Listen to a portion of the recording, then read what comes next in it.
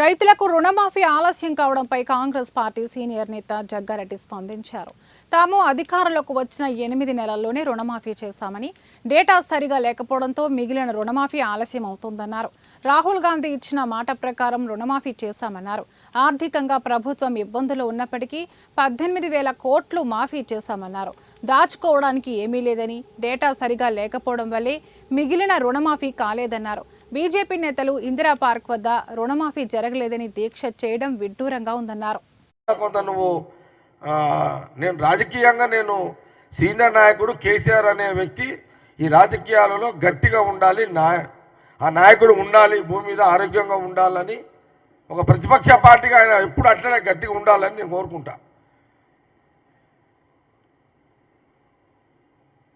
నీ అనుభవం లేకపోతే కేసీఆర్ గారు మీ నాయన అడిగినా కొంత అనుభవం తెచ్చుకో.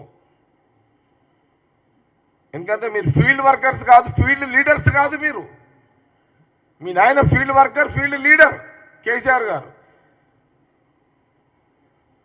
మీ నాయన దగ్గర ట్రైనింగ్ తీసుకోండి. కానీ రాహుల్ గాంధీ గారిని మీరు అనవసరంగా నోరు దాచుకుంటే ఎంటైర్ కాంగ్రెస్ పార్టీ వర్కర్ ఒప్పుకోడు.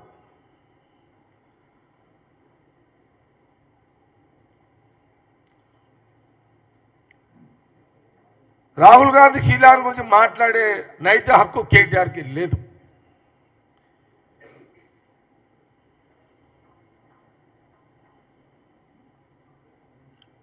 మేము ఆ కుటుంబం గురించి చెప్పుకుంటూ పోతుంటే గంటలు సరిపోవు, నెలలు సరిపోవు, సంవత్సరాలు సరిపోవు. అది వాళ్ళ చరిత్ర.